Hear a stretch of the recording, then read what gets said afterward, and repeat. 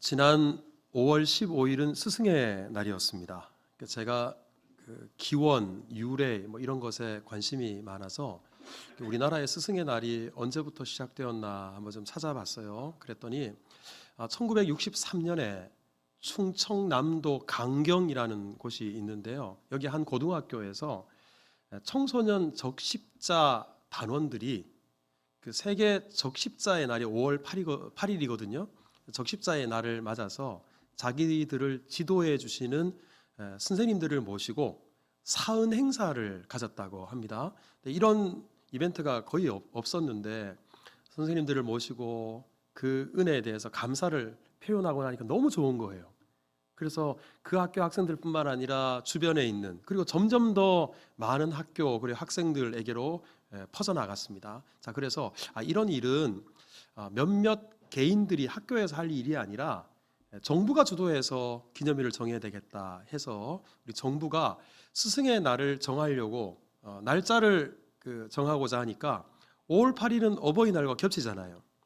그래서 어떤 날로 스승의 날로 할까 고민하다가 우리 민족, 이 한민족 역사 속에서 가장 스승다운 스승이 누구였을까를 한번 찾아봤대요. 그랬더니 한글을 창제하고 과학과 교육을 장려했던 세종대왕이야말로 스승 중에 스승이 아닐까.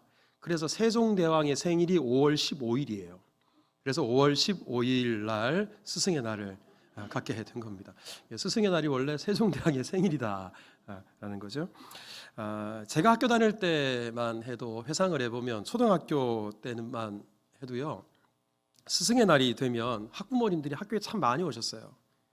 네, 빈손으로 오지 않으시고 뭘 자꾸 들고 오셨어요.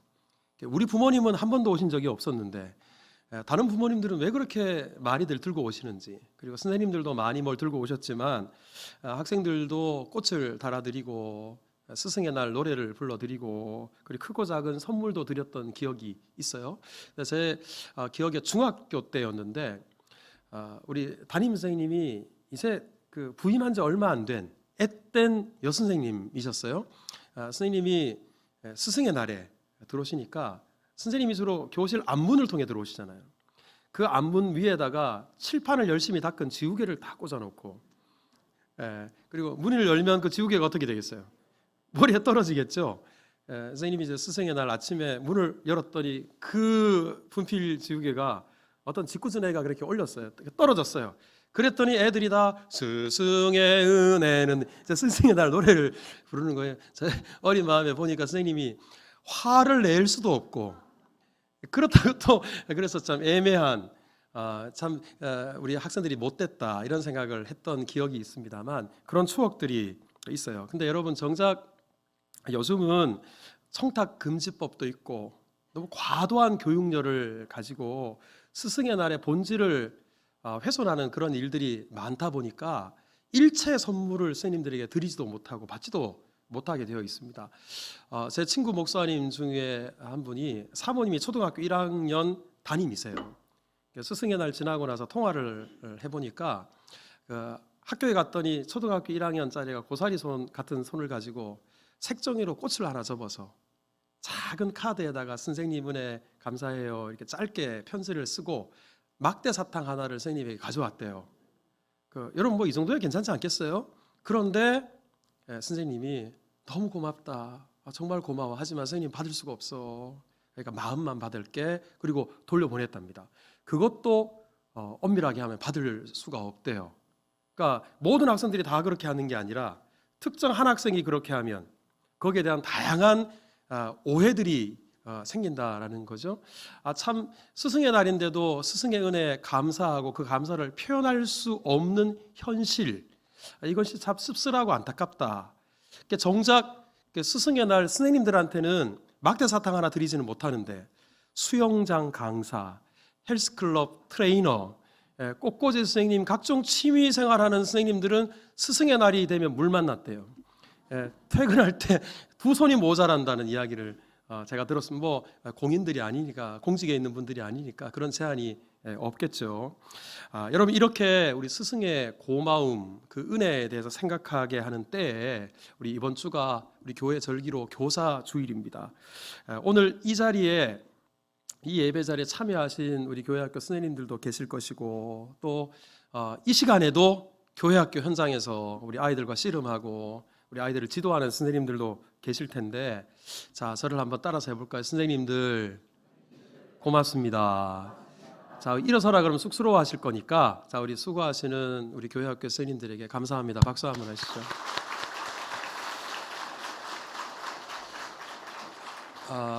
교회학교가 얼마나 중요한가 하는 것은 아무리 강조해도 지나침이 없습니다. 왜냐 그러면 제가 목양 칼럼에도 썼습니다만, 오늘날 한국 교회가 이렇게 부흥하게 된 데는 교회학교에 부흥이 있었기 때문에 그렇습니다. 여러분, 10년 후에 우리 교회의 모습이 어떤가를 들여다보려면 지금 교회학교에 가보면 알 수 있어요. 그러니까 교회학교가 그만큼 중요한데, 우리 한국 교회 이 부흥을 이루었던 초석이 바로 교회학교거든요. 근데 그 교회학교의 부흥도 교사들의 눈물과 땀방울이 없었으면 불가능했습니다. 우리 교회 또한 마찬가지입니다. 지난 3년 동안 우리 교회 코로나의 긴 터널을 지나왔잖아요.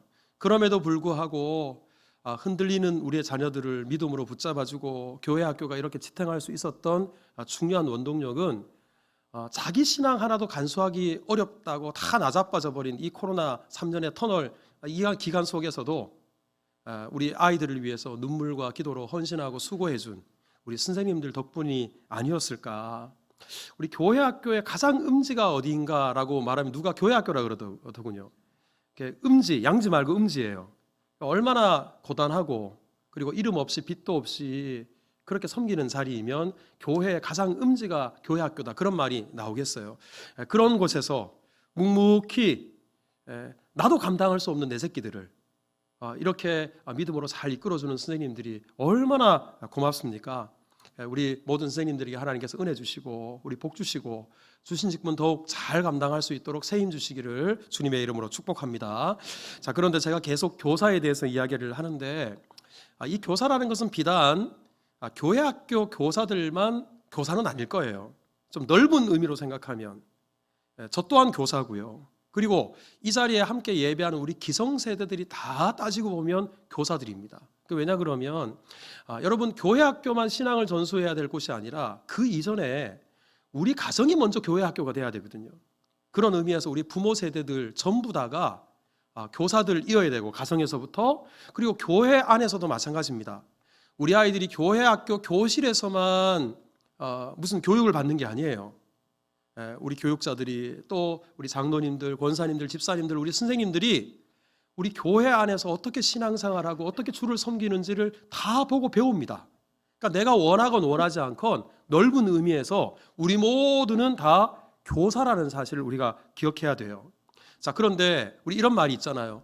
살아있는 교사가 교회 학교를 살리고 교사가 부흥해야 교회 학교가 부흥한다. 그러니까 우리 교회 학교를 섬기는 교사들뿐만 아니라 넓은 의미의 우리 모든 교사들이 살아나야, 깨어 있어야, 우리 안에 부흥이 있어야 다음 세대들 가운데 진정한 하나님의 부흥이 임하게 되는 겁니다. 자, 이를 위해서 저는 우리 성경 속에서 교사 중에 교사, 진정한 교사 한 분의 삶을 좀 들여다보기를 원합니다. 여러분, 성경 속에서 진정한 교사가 있다면 누구일까요? 바로 예수님이시겠죠. 자, 우리 오늘 본문 13절에도 보면 너희는 나를 선생이라 주라 하니 너희 말이 옳도다. 내가 그러하다. 예수님 스스로가 내가 선생이다 말씀을 하셨습니다. 자, 참 선생이신 예수님께서 오늘 우리 모두에게 교사된 우리 기성세대들이 다음 세대들에게 어떤 교육을 해야 되나, 어떤 교사가 되어야 되나라는 본보기를 보여주고 계십니다. 이 말씀을 우리 교사주일에 여러분들과 함께 나누려고 합니다.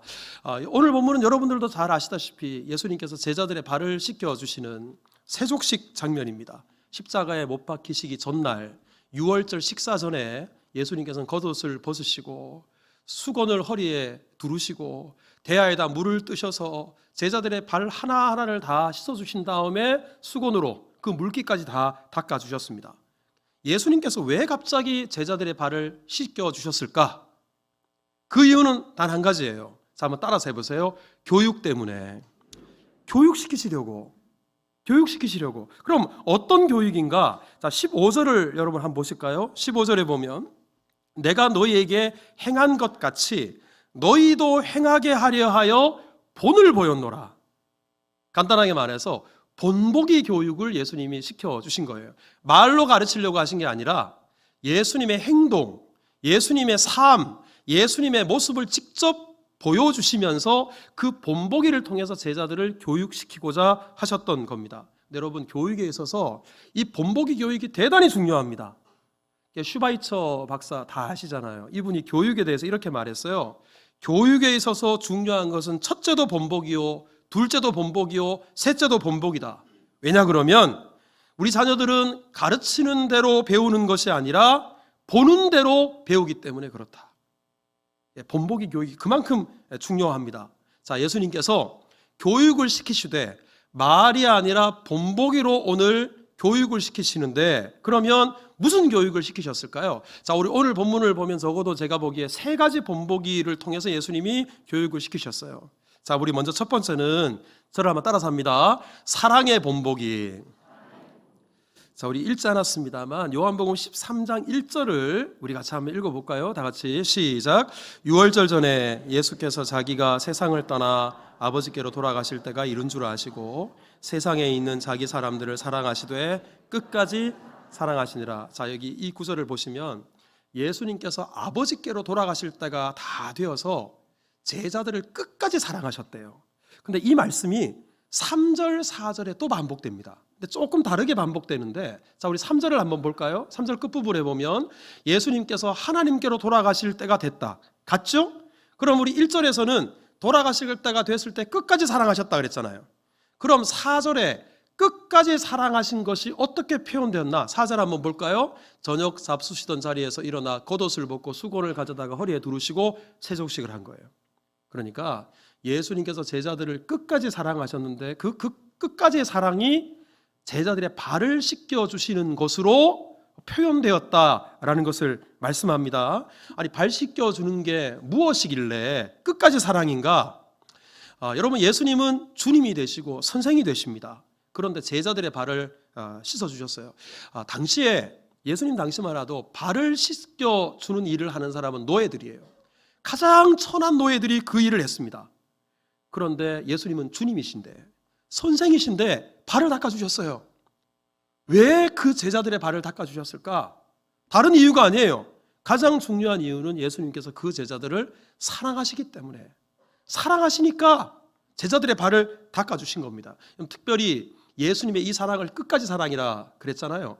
그 제자들 중에는 이제 잠시 후면 예수님을 배신하고 팔아넘길 가룟 유다와 같은 제자도 있었습니다. 자, 여러분들에게 질문 하나 드릴게요. 예수님이 발을 닦아 주실 때 가룟 유다의 발도 닦아 주셨을까요? 안 닦아 주셨을까요? 닦아 주셨습니다.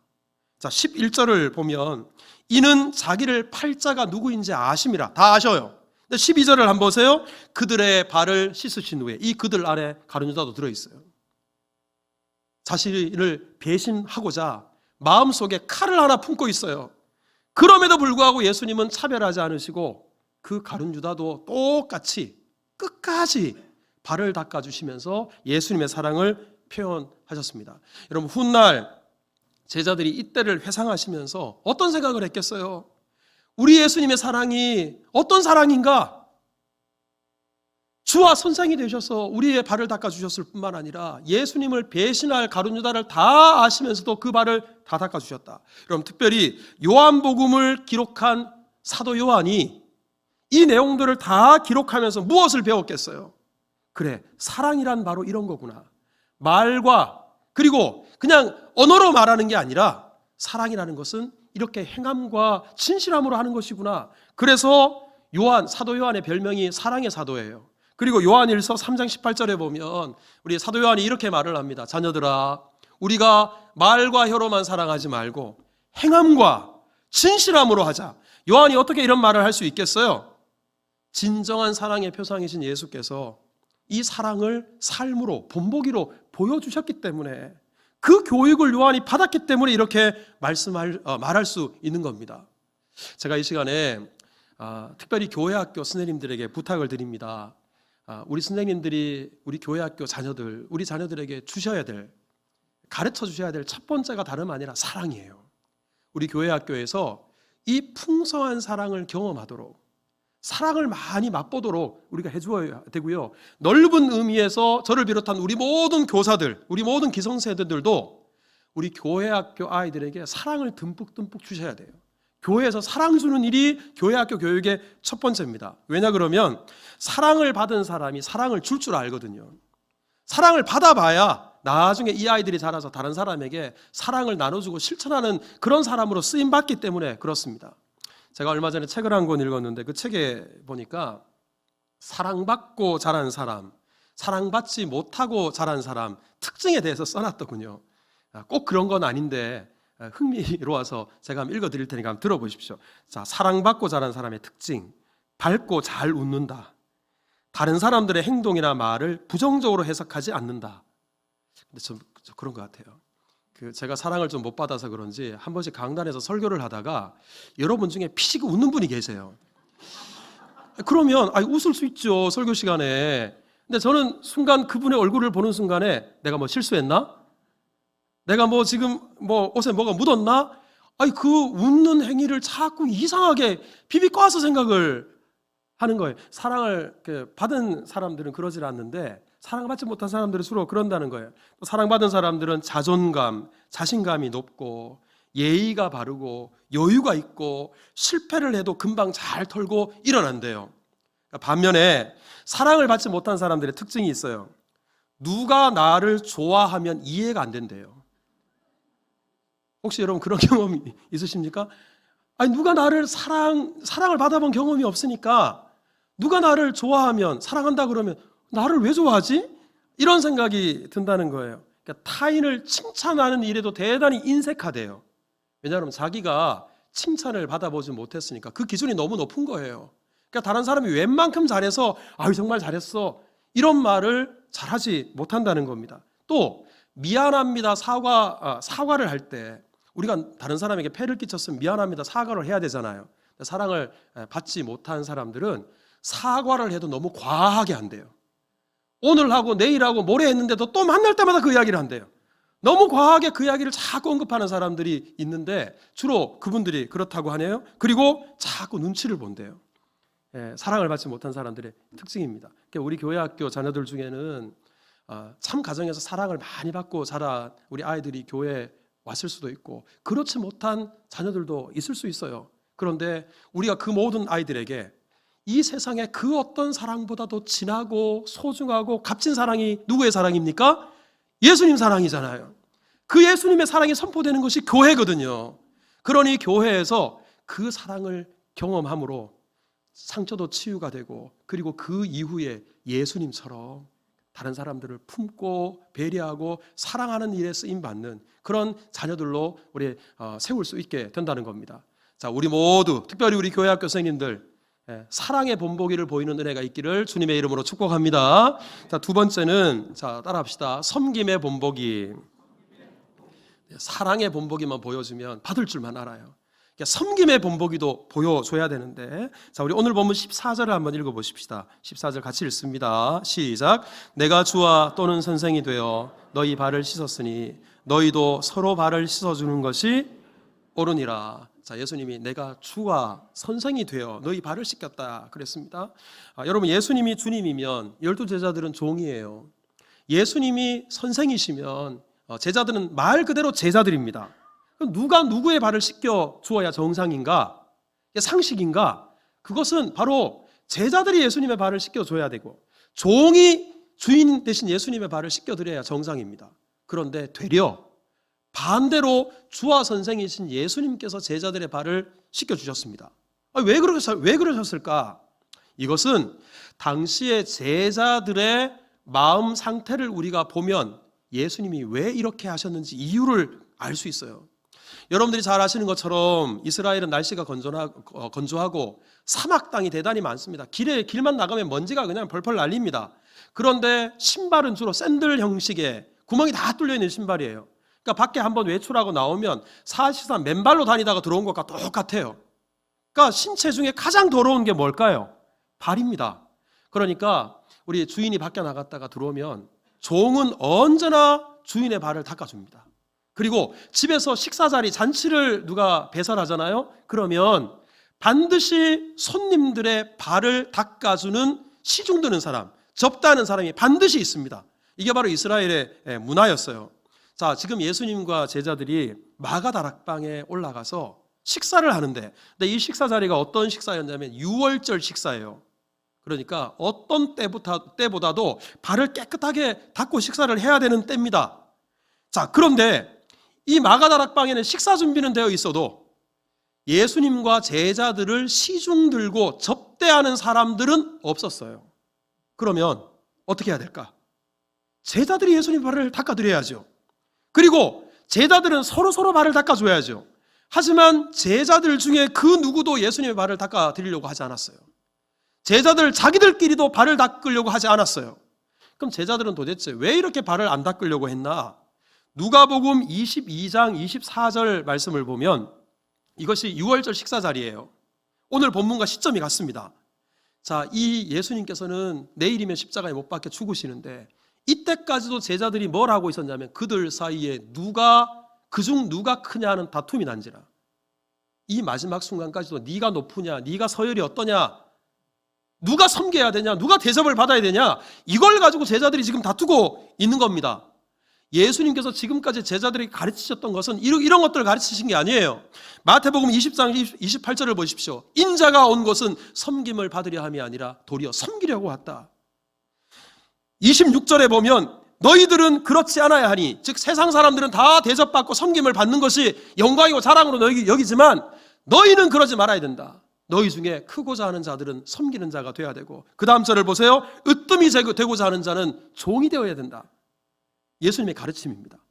예수님이 수도 없이 이렇게 섬기는 자가 되고 종이 되는 자가 종이 되어라 말씀하셨지만 제자들은 예수님의 말씀을 도무지 듣지 않고 누가 크냐 계속 이 다툼만 하고 있는 거예요. 예수님이 이제 더 이상 두고 보실 수가 없어요. 왜냐하면 내일이면 십자가에 못 박혀 죽으시기 때문에 그렇습니다. 그래서 예수님께서는 더 이상 말로 가르치지 않으십니다. 실제로 예수님께서 행동으로, 모습으로, 본보기로 교육을 시켜야 되겠다.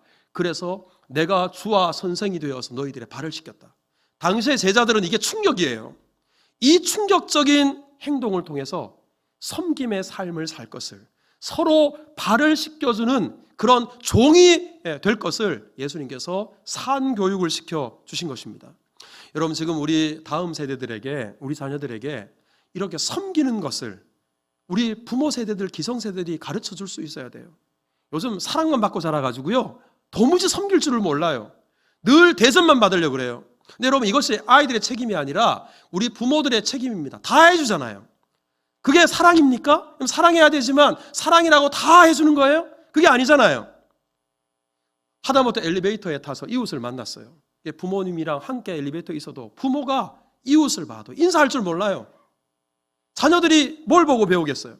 식당에 같이 가면 식당 종업원들, 식당 사장들에게 내 돈 내고 내가 음식 사 먹는답시고 얼마나 유세를 떨고 갑질을 하는지 자녀들이 다 보고 배웁니다. 도무지 부모들이 다른 사람을 위해서 배려하고 섬기고 도와줄 줄 모르는, 그것을 섬김의 본을 본 적이 없어요. 여러분, 우리 교회 학교 선생님들도, 우리 교회 학교는 그렇지 않은데 다른 교회 학교 교사들을 보면 나는 작년 예배 드린다 이거예요. 교회 학교는 내가 아이들 돌보러 갔다는 거죠. 그래서 거기에서 예배 시간에도 자꾸 분주해요. 이리 갔다 저리 갔다가, 그러니까 선생님들이 진득하게 앉아서 예배를 안 드려요. 그러니 아이들은 그 선생님을 통해서 예배 드리는 모습을 배우거든요. 선생님을 통해서 기도하는 모습을 배우고 주를 섬기는 것을 배우는데 도무지 예수님 섬기는 모습이 없는 거예요. 일꾼의 모습만 보이는 거예요. 그래서는 안 되는 겁니다. 우리가 먼저 행동으로, 삶으로 보일 수 있어야 돼요. 우리 어떤 교회 젊은 목사님이 전통이 정말 100년 가까운 교회에 부임을 하셨답니다. 그랬더니 그 교회는 당회실이 아주 크게 잘 만들어져 있대요. 아주 좋은 위치에. 의자가 아주 앤틱하게 멋진 의자가 다 있고요.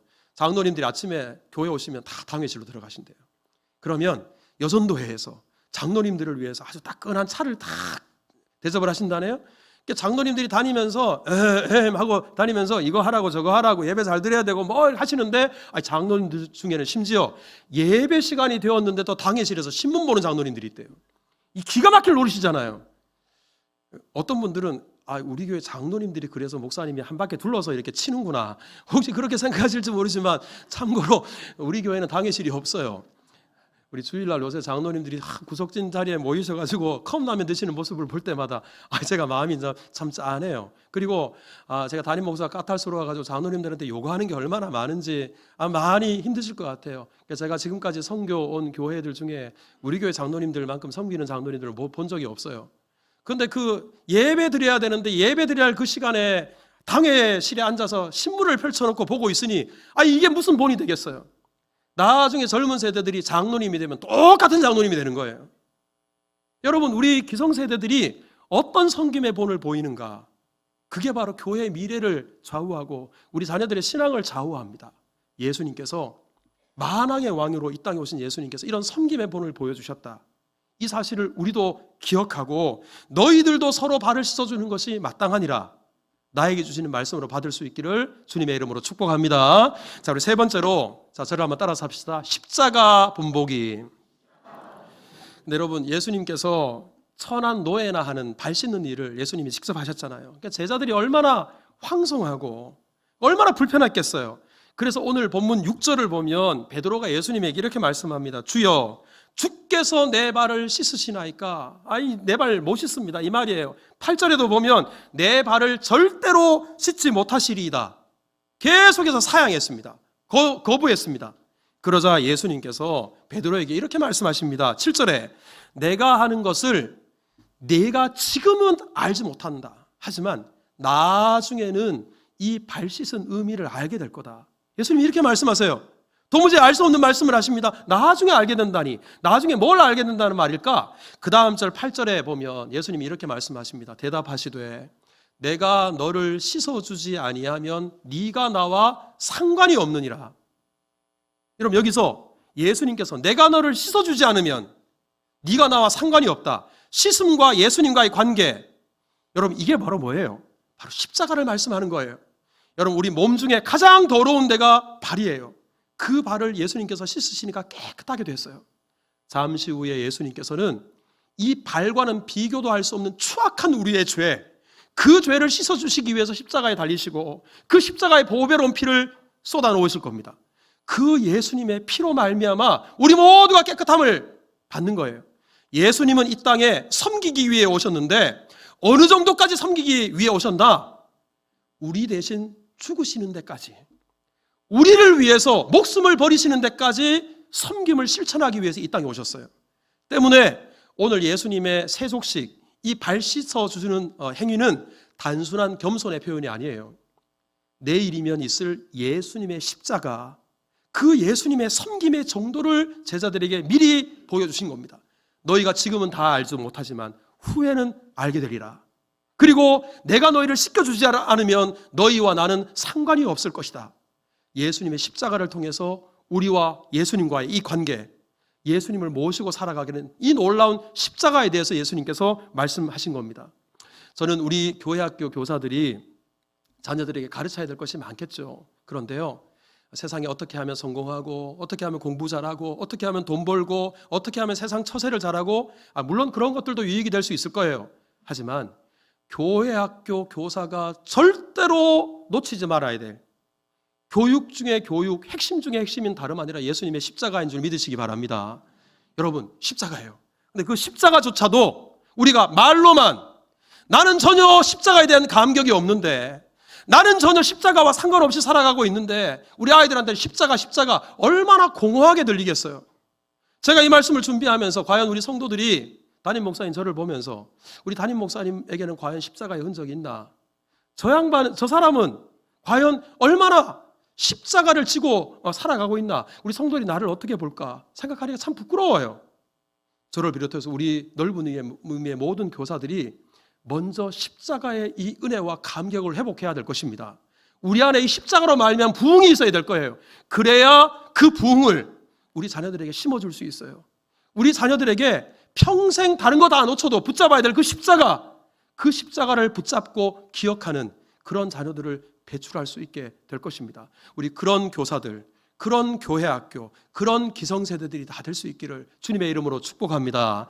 우리 마지막으로 이 귀한 일, 이렇게 삶을 통해서 본보기를 통해서 마땅히 가르쳐야 될 것들을 자녀들에게 가르치는 우리 교사들에게 어떤 예수님의 축복이 있나? 자, 17절을 여러분 한번 보세요. 17절 같이 읽어볼까요? 시작. 너희가 이것을 알고 행하면 복이 있으리라. 이 모든 것을 알고 참 선생 되신 예수님처럼 그렇게 섬기고 삶으로 가르치는 교사들에게 이런 복이 있다. 예수님께서 말씀하십니다. 이 은혜와 복이 먼저는 일선에서 섬기는 우리 모든 스님들에게 넘쳐나기를 주님의 이름으로 축복합니다. 그리고 저를 비롯해서 우리 모든 넓은 의미의 교사들도 이런 복받는 삶을 다 살아가실 수 있기를 축복합니다.